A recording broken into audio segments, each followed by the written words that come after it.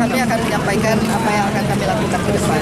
Dan Banda Aceh hari ini tentu jauh lebih baik dari sebelumnya.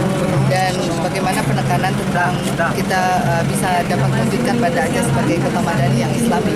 Insya Allah bagaimana komitmen kita terhadap penegakan syariat Islam secara kafah itu menjadi komitmen kami, karena kami yakin dan percaya jika kami benar-benar bisa berjuang bersama masyarakat untuk menurunkan kalimat la ilaha illallah Muhammadur Rasulullah di Banda Aceh ini, Allah akan turunkan bantuan. Walau ana alul qura amanu wattaqau la fatahna alaihim barakatin minas sama wal ardh. Itulah janji Allah, dan inilah ciri masyarakat yang madani, yang berakhlakul karimah.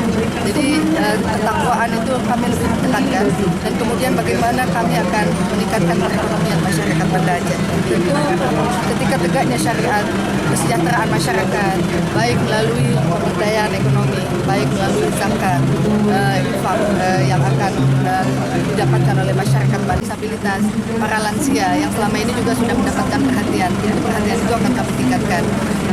Kemudian juga menyangkut tentang Banda Aceh sudah menuju sebuah kota yang smart city, kota yang selain dia cyber, tetapi juga fasilitas pelayanan semuanya akan lebih baik, akan lebih smart, akan lebih cerdas.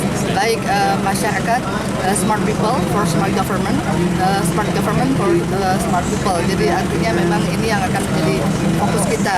Jadi insya Allah di dalam kesempatan ini nanti banyak hal yang akan kami sampaikan, komitmen itu, dan ya mudah-mudahan ini akan memberikan dampak positif terhadap bagaimana masyarakat yakin untuk memilih